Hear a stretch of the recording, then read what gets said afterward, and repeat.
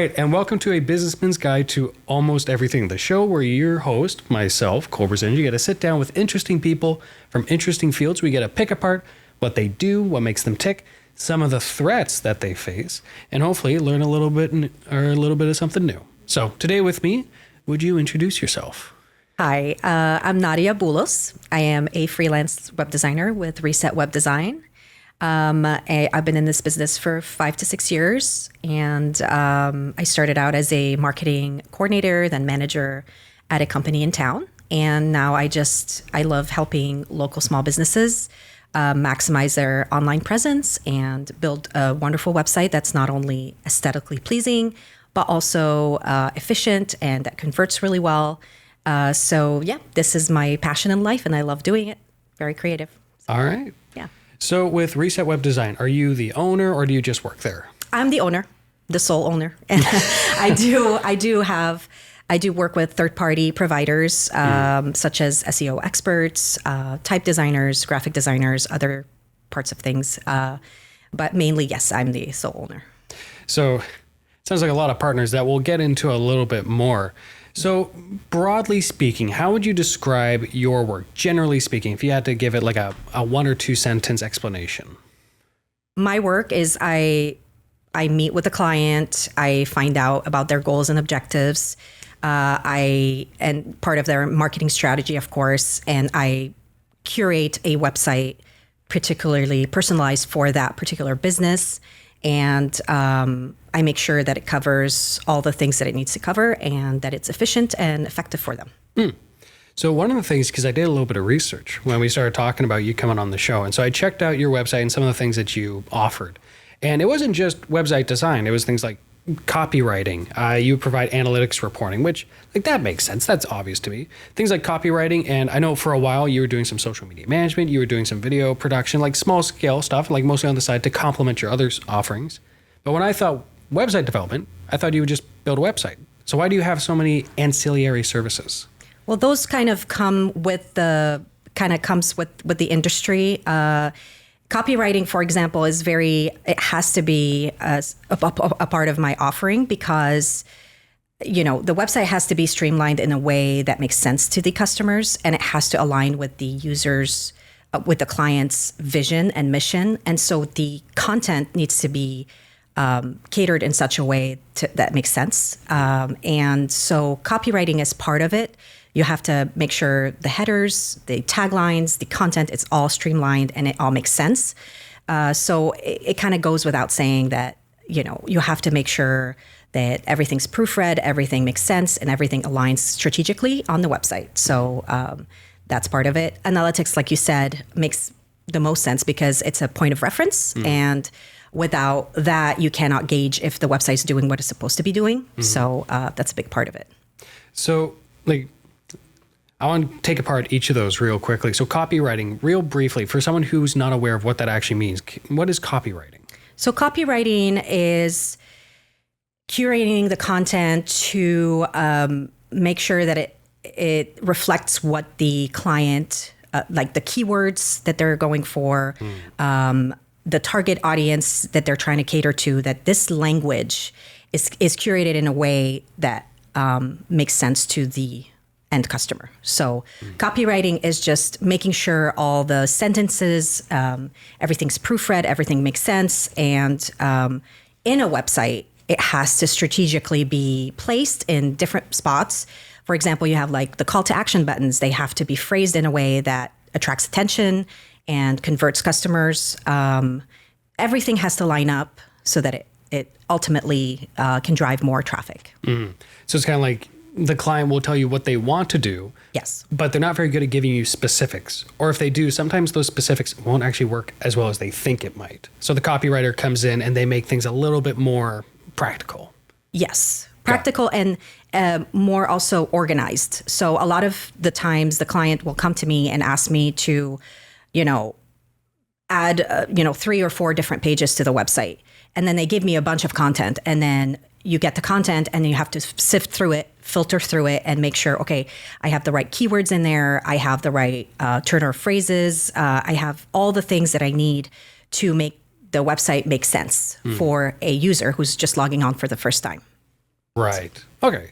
So then with the analytics, we're talking about if a website's doing what it's supposed to do, how do we measure that? Should a regular website be just naturally attracting viewers who are just like searching the interwebs for stuff, or what? So there's two parts of this. The first part is that, and this is what I do, is I basically optimize the site while I build it. And so I make sure everything's optimized on there. It's mobile friendly. I make sure that, there's alt tags on the pictures are compressed. I make sure that the navigation menu is very clear. I have a header and a footer that's very clear, all the contact information. So I have links, internal links, backlinks. So the site in and of itself is optimized. And that when you get to the site, you can navigate the site very easily. That's one part of it. The second part of it is, when you type it in Google, where does it rank? Which place is it ranking? That's another part of having a website. And that is something that an SEO expert, for example, will help you accomplish. But what I like to do is you have to start somewhere. You start with the first step is to optimize the site in and of itself and make sure, okay, what I have here is a solid product. And from the beginning to the end, the website makes sense. It aligns with your strategy. It aligns with your branding as a business. And so when the customer actually lands on the site, that it's fully optimized and it makes sense. So for the sake of putting it into an image, and you can tell me if I'm kind of on the right track here, your first part of the job, as you were talking about, is to basically make a really well-paved road. It's clearly marked. It works well.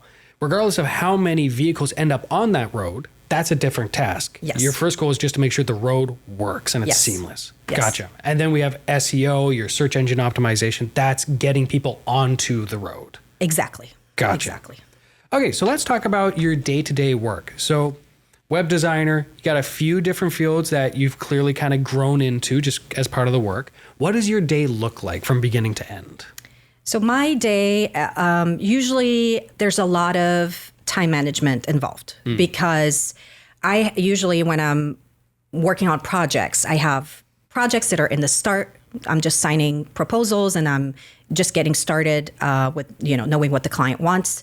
I have projects that are midway through where I'm actually already building the site. And I have projects that are done. I'm launching them. I'm testing them. So I have different phases. And so I have to keep track of everything. And what I do is I make a priority list. That's the first thing I do in the morning for the day, the week, the month, whatever it is. And I go through the tasks. And I also do have maintenance clients. So clients that I do maintenance on a monthly basis. And those are also tasks that are going to be also put in that list. But usually the most challenging tasks I do first thing in the morning, such as copywriting, such as strategizing, those things, because they take so much thought. And so I start with those. I make a list of the tasks that needs to be done that day. And then I tackle them one by one. So website maintenance, can you expand a little bit on that? What does that actually entail? So for me, for each company is different. For me, and you have to be very specific about this, it's updating plugins, themes. It's making sure you have the latest version of WordPress, for example.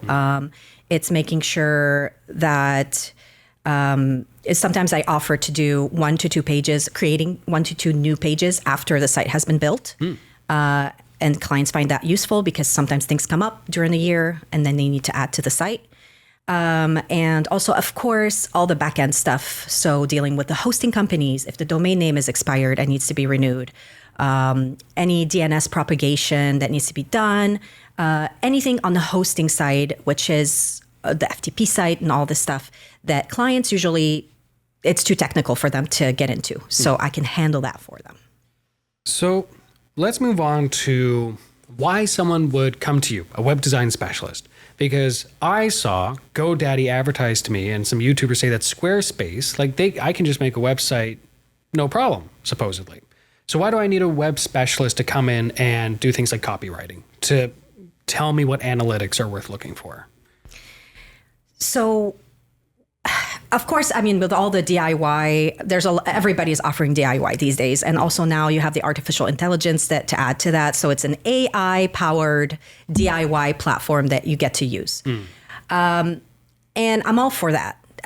these are all great tools to have. But when you approach a website, the way I do it more of a holistic kind of view. And I take it as a project. It's a whole project that's going to be a part of your marketing strategy. So this is going to be supplementing all the other marketing stuff that you're doing as a business. So it's not just designing it. And there's a lot of technical stuff that arises that some people don't know how to deal with, but it's mostly also time. It takes a lot of time to get the website done. And this is where I come in. I'm catering to the local small business who does not have the time to tackle this big project. Somebody who needs help with strategizing it as a part of this part of the website as a part of the whole marketing strategy that they're trying to do, and something that complements their branding and all the other things that they are doing in real life. So I'm just coming in to get all the pieces together so that I can turn in a whole project, and they don't have to worry about it. They don't have to, they can worry about other important things in their business. Okay. So you're coming in and you're saying like, hey, I can do the job properly, and you can focus on what you do well. Exactly. Gotcha. Exactly. So if someone was to come to you, like, let's say I run a media business, but I want a better website because I made my own, I need help. So I come to you, we have a conversation, we decide it goes well. What does the onboarding process look like, and how do we do the follow-ups? Like, what does our production look like? So first and foremost, I have the first introductory meeting with you to find out a little bit about you, your business, your goals, your objectives. And then, of course, I'll do my own research about your business and, where you're at, because my projects vary greatly. I could be doing a medical website, and then I jump into an auto glass shop, and then I'm doing something for a chiropractor. So it varies greatly. So I have to do some research and background on that particular industry. So after I do that, I usually send a questionnaire to get all basic information from you, like contact info, social media handles you'd like included, a business name, all the different things that you might want on the website, an example of a couple sites that you do like, a couple sites you don't like, and just to kind of gauge where you're at with that. And then I send over a proposal, very detailed, and a deposit. And then usually it depends on the client, but some clients want a wireframe to look at what a wireframe. Basically, it's a black and white representation of what the pages are going to look like, the layout of the pages. And so I can provide that for you if you'd like, or I can just start building. And of course, I will run by you, like, if you need a new logo, I can get that done for you. If you do have a logo, I can send you some color palettes to see, and like some fonts that I think would be appropriate for your site, and we can kind of go from there.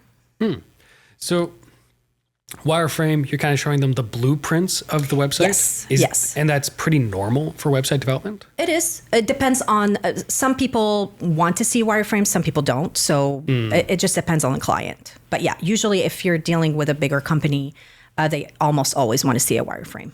Interesting. So what's the most challenging part of that whole process for you? Because like, how in depth is that proposal?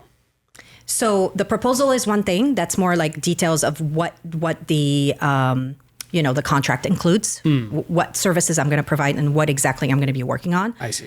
The wireframe is the next step after that, where it's like the layout of the pages, and so the layout of the navigation menu, what information is going to be included. But it's a very basic layout. It doesn't include images. It doesn't include anything like that. It just includes the layout of where the blocks are going to fall on the page, how the page is going to be designed. And for you to turn over a proposal, and if they want a wireframe, is that going to take you like a day? Is that going to take you a week? Well, a proposal usually a couple of days, because I need to make sure I'm including all the things that that we had discussed. And sometimes there's revisions to the proposal, which I'm of course open to. But yeah, I mean, wireframe takes a little bit longer, but the proposal, a couple of days, I would say. Okay. Yeah. So let's say, actually, before I even get to that, how would you measure the scale of a project? Do you usually measure websites by how many pages they have, or do you use other metrics? Yes, I do. I usually, once we have the introductory session, I kind of find out, okay, what are you looking for exactly? Is this going to be an online business card type of thing? Or is it going to be an e-commerce site? What kind of a site or portfolio, like if you're an architect or anything like that? So I kind of gauge how many pages we're going to be making. And then from that, I also take into account if we're going to have any additional tools added to the site, such as e-commerce, because that's a separate section. Or sometimes there's like a separate plugin like calculator, or maybe you want to add something, a patient portal if you're a medical doctor. So any of the other extra elements that come into play besides the actual pages that I take into account. Okay. And so if I was to say like, hey, I'll use my business as an example. My website has about 6 pages. I don't have any e-commerce, but they can come in and book appointments. Yep. How much is that probably going to cost me ballpark wise? So for pricing, it's a little bit challenging, especially that this is a Bellingham kind of a price range here, because Seattle prices differently. Sure. So for Bellingham, what I have found, my personal experience, anywhere from $2,000 to $3,000 for a 4 to 6 page website is pretty affordable for the local small business. Right. And you are giving, I feel like it holds its value. I will never build a website for $500 because I know how much work goes into it. Right. Let's put it that way. But around there, I feel like I am satisfied with this price, and then my client feels like they can afford it, especially as a small business, and kind of everybody's happy. And with that ongoing maintenance, is that included in the 3,000, let's say, or is that a monthly subscription effectively? That is a monthly subscription. It's going to be separate. And of course, anything above and beyond that, if you want 3 pages created, then I will charge hourly. That makes sense. That's the case. Yeah. Right. And how much does the monthly subscription usually fare? Is it $50 a month? It's like $60 right now. That's not bad. It's not bad at all. No, that's not. And make sure, I make sure your site is not crashing. I make sure your site is operating optimally. I make sure all the things are lined up and no broken links, for example. So that's what I provide. So peace of mind. No, that's worth its weight in gold at the end of the day sometimes.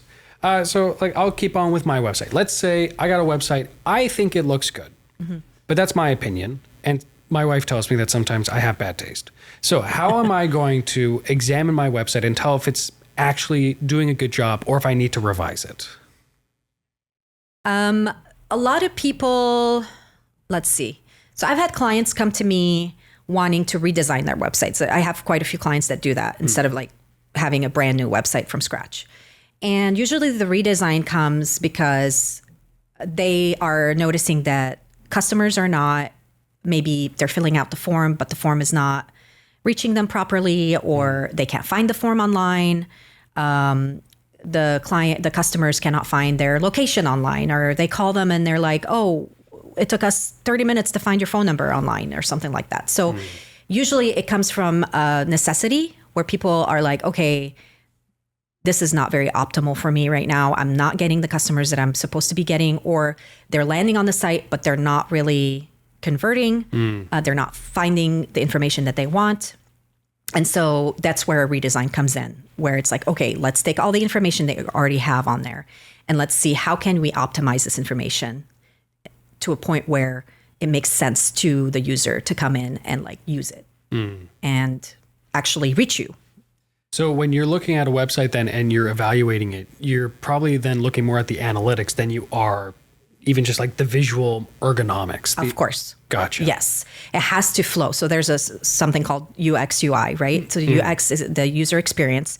And I always look on the back end. Google Search Console is a great tool to have for that, where you can actually see the patterns of, okay, how do people spend that time online on your website, and how does the traffic flow? Where are you getting the traffic from? What kind of customers you're getting? Are they more on the mobile or more on the desktop? Like so you can have an idea, a clear idea of what people are doing once they land on your website. It sounds complicated.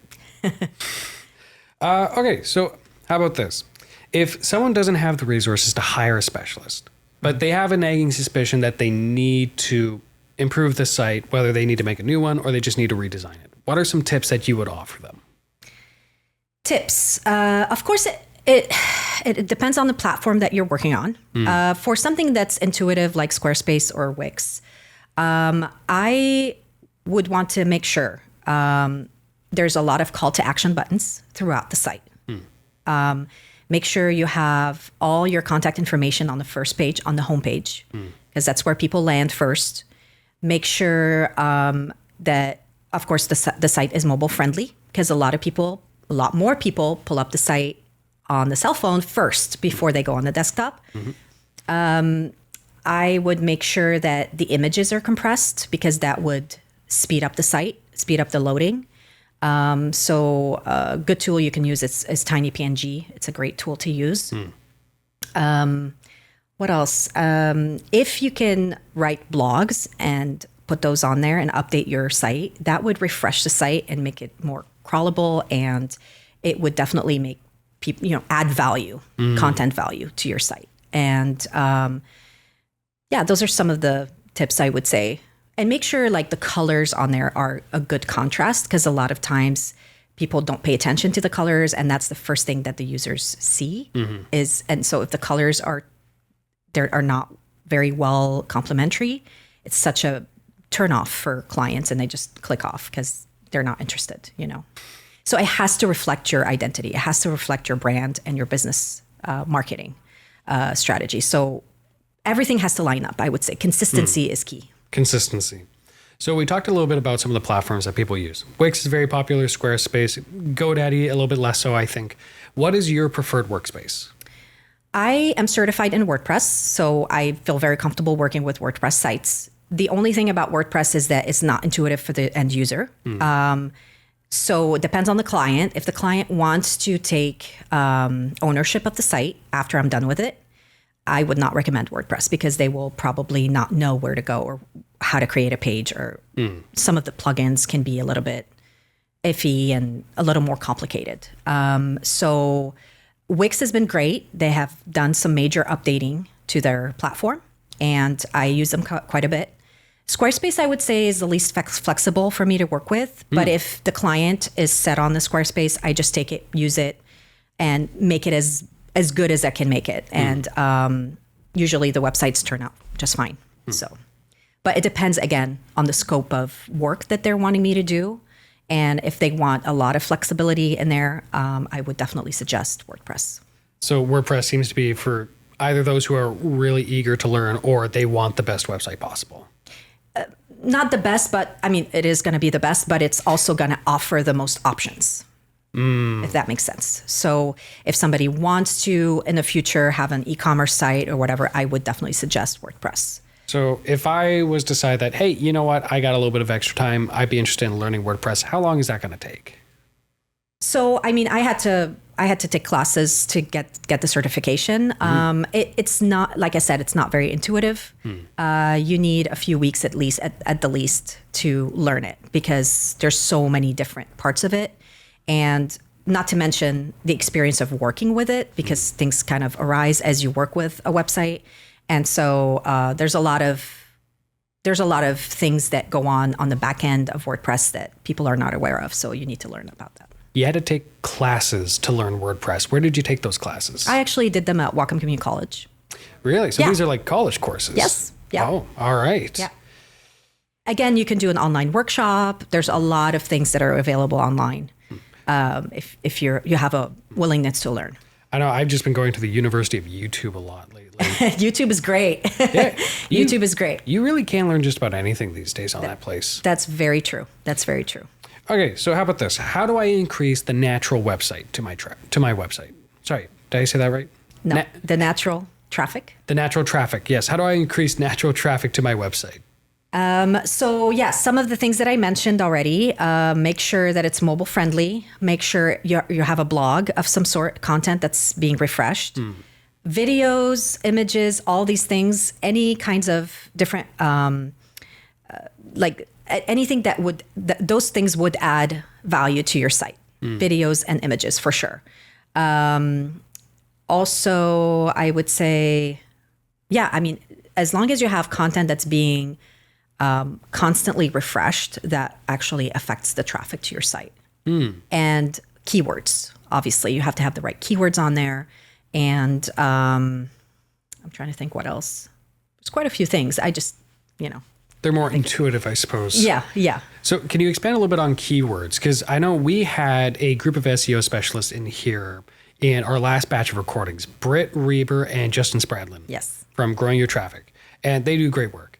And we talked a little bit about keywords there. And I said, like, hey, if I'm selling a car wash company and I had a webpage that just said the word car wash 50 times in a row, that means I've done a good job with my keyword, right? And then I was told that that's not the way to do it. That's not true. Yeah. Okay, so tell us a little bit of like, what are keywords and how do we properly use them?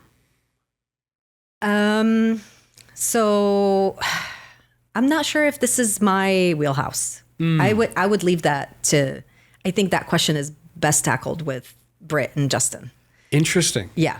What matters to me is that when somebody comes in with, a specific type of content, I make sure I do a little bit of keyword research and I make sure those keywords are integrated in the copywriting that I'm doing in the website. So you probably find that you end up working a lot with SEO specialists. Yes, then. exactly. Interesting. So what's that overlap like? Is it like, if you were to have 2-3 more years, do you see yourself moving into SEO as well? Or do you think that those are pretty well partitioned apart? Yeah, I don't think so. That's not my passion to get into like SEO stuff. For me, I'm more on the design side of things. So I appreciate the work that they do because it's very important, but I like to focus more on the design aspect for sure. Interesting. Definitely more of a artistic leaning than I suppose. Yes. But copywriting means a lot to me as well. Copywriting is very essential in the website. So it's like, it's a piece of it, but it's not complete, the whole idea. Right. Yeah. Okay. So last question before we close out this episode. What is something you wish more people and more businesses understood or appreciated about your field? I would say how time consuming it is and how it's more complicated than it looks. There's a science to it. It's not everything is as simple as you think it is. And things take a lot more time and work. And you have to have a lot of knowledge and skills to be able to support that. And sometimes people don't appreciate that, I'm not just doing this because I'm bored. I'm doing this because I'm passionate about it and because I've taken the time to learn about it and really understand what to do with it. So it's all, people think, you just plop in some blocks on the page and that's web design. No, it's not. There's so much more that goes on the back end than just that. No, that's good to know. Yeah. Well, Nadia, where can people find you? You can find me online, resetwebdesign.com. I'm always down to go grab a coffee in a coffee shop and talk about your next project. And I'm local, so I prefer working with local businesses. So that's pretty much my niche. All right, that's great. Yeah. Well, thank you everyone for tuning in to this episode of A Businessman's Guide to Almost Everything. We hope you've learned something new and something valuable. And until next time, take care and be well. Bye-bye.